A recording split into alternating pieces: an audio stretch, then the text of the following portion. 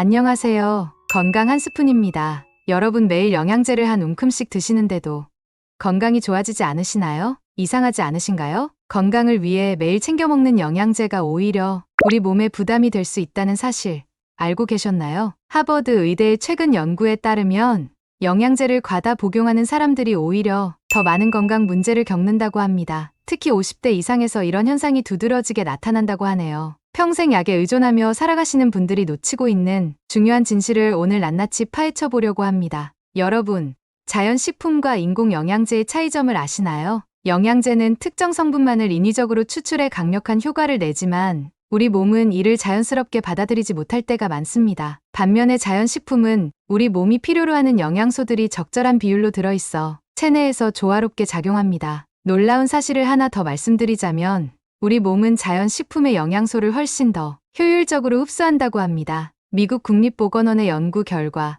자연식품 속 비타민의 흡수율이 영양제보다 최대 4배까지 높다는 사실이 밝혀졌습니다. 이는 우리가 그동안 알고 있던 영양제에 대한 상식을 완전히 뒤집는 결과입니다. 예를 들어볼까요? 인삼 같은 자연식품은 우리 몸의 상태에 따라 체온을 조절하는 놀라운 능력이 있습니다. 체온이 낮으면 올려주고 높으면 내려주는 거죠. 하지만 인공적으로 만든 약이나 영양제는 이런 섬세한 조절 능력이 없습니다. 특히 주목해야 할 것은 당근과 토마토입니다. 이 평범해 보이는 채소들 속에는 항암 효과가 있는 놀라운 성분들이 가득합니다. 그런데 더 놀라운 것은 이 성분들을 제대로 섭취하는 방법입니다. 잠시 후에 자세히 알려드리겠지만 대부분의 사람들이 잘못된 방법으로 섭취하고 있다는 사실. 오늘 이 영상에서는 영양제 대신 자연식품으로 건강을 지키는 획기적인 방법들을 소개해드립니다. 암 예방에 도움이 되는 식품들, 잘못된 섭취 방법으로 인한 영양 흡수율, 저하 문제, 그리고 무엇보다 중요한 일상적인 실천 방법까지 꼼꼼히 알려드리겠습니다.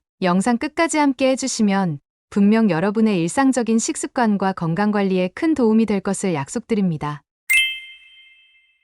첫 번째로 영양제와 자연식품이 우리 몸에 미치는 영향에 대해 자세히 알아보겠습니다. 영양제는 특정 성분을 인위적으로 추출하여 고농축 형태로 만듭니다. 마치 빠른 시간 안에 효과를 내는 것처럼 보이지만 우리 몸은 이런 급격한 변화에 적절히 대응하지 못하는 경우가 많습니다. 특히 지용성 비타민의 경우 과다 섭취 시 체내에 축적되어 간 기능 저하나 신장 문제를 일으킬 수 있습니다. 실제로 미국 국립보건원의 연구에 따르면 비타민 A의 과다 섭취는 골다공증 위험을 최대 40%까지 증가시킨다고 합니다. 두 번째로 자연식품의 놀라운 효능에 대해 말씀드리겠습니다. 당근 속 베타카로틴은 우리 몸에서 필요한 만큼만 비타민 A로 전환됩니다. 과다 섭취의 위험이 없는 거죠. 토마토의 라이코펜은 전립선암 예방에 탁월한 효과가 있으며 브로콜리의 설포라판은 암세포의 성장을 억제하는 것으로 알려져 있습니다. 특히 주목할 점은 이러한 성분들이 단독으로 작용하는 것이 아니라 여러 영양소가 시너지 효과를 내며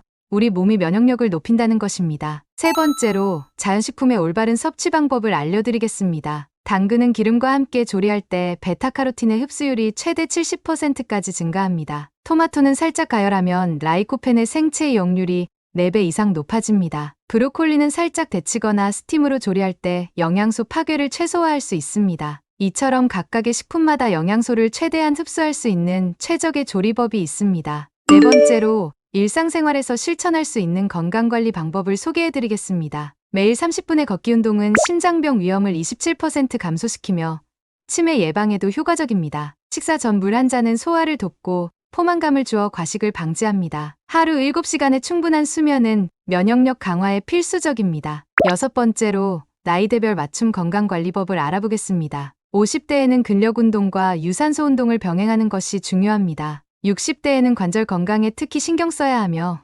70대에는 낙상 예방을 위한 균형 운동이 필수적입니다. 일곱 번째로 계절별 건강관리 포인트를 짚어보겠습니다. 봄철에는 일교차로 인한 면역력 저하를 주의해야 합니다. 여름에는 수분 보충과 체온 관리가 중요하고 가을에는 환절기 질환을 조심해야 합니다. 겨울에는 실내 습도 관리와 충분한 비타민 D 섭취가 필요합니다. 여덟 번째로 식사 시간과 방법의 중요성에 대해 말씀드리겠습니다. 규칙적인 식사 시간은 체내 생체 시계를 조절하여 대사 기능을 향상시킵니다. 아침 식사는 기초 대사량을 높이고 저녁은 7시 이전에 가볍게 드시는 것이 좋습니다. 실제로 일본 스쿠바 대학의 연구에 따르면 저녁 식사 시간을 앞당긴 그룹에서 체중 감소와 혈당 조절 개선 효과가 나타났습니다. 아홉 번째로 스트레스 관리법을 살펴보겠습니다. 만성 스트레스는 면역력 저하와 각종 질병의 원인이 됩니다. 하버드 의대의 연구진은 10분간의 깊은 호흡만으로도 스트레스 호르몬인 코티솔 수치가 현저히 감소한다는 사실을 발견했습니다. 매일 아침 10분의 명상,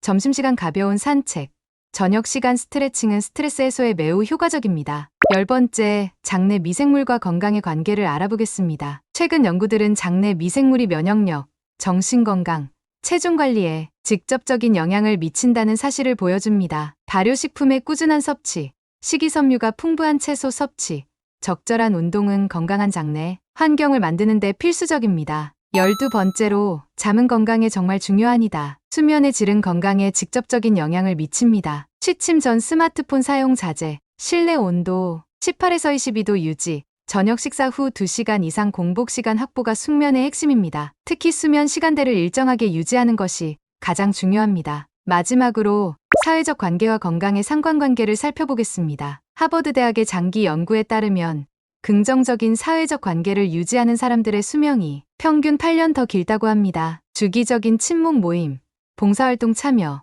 가족과의 대화 시간 확보는 정신건강뿐만 아니라 신체 건강에도 매우 중요합니다. 지금까지 설명드린 모든 내용들은 단순한 이론이 아닌 실제 연구 결과를 바탕으로 한 과학적 사실들입니다. 이러한 방법들을 일상생활에서 꾸준히 실천한다면 영양제에 의존하지 않고도 건강한 삶을 영위할 수 있습니다. 무엇보다 중요한 것은 꾸준함입니다. 하루아침에 모든 것을 바꾸려 하지 마시고 오늘 배우신 내용들을 하나씩 차근차근 실천해 나가시기 바랍니다. 여러분, 지금까지 영양제와 자연식품의 차이점부터 실제 건강관리 방법까지 자세히 알아보았습니다. 건강은 하루아침에 만들어지지 않습니다. 매일매일의 작은 실천이 모여 우리의 건강한 미래를 만들어가는 것이죠. 영양제에 의존하기보다는 자연식품을 통해 영양을 섭취하고 규칙적인 운동과 충분한 수면을 취하는 것. 이것이 바로 진정한 건강의 비결입니다. 특히 당근과 토마토 같은 일상적인 식재료도 올바른 방법으로 섭취하면 영양제 못지않은 효과를 낼 수 있다는 점 잘 기억해 주시기 바랍니다. 이 영상이 도움이 되셨다면 좋아요와 구독하기 버튼을 눌러주세요. 알림 설정도 해두시면 매주 업데이트되는 건강 정보를 가장 먼저 만나보실 수 있답니다. 댓글로 여러분의 건강관리 비법이나 궁금한 점을 공유해주세요. 여러분의 소중한 의견을 바탕으로 다음 영상은 더욱 알차게 준비하도록 하겠습니다. 오늘도 영상 끝까지 시청해주셔서 진심으로 감사드립니다. 여러분의 건강한 미래를 언제나 응원하겠습니다.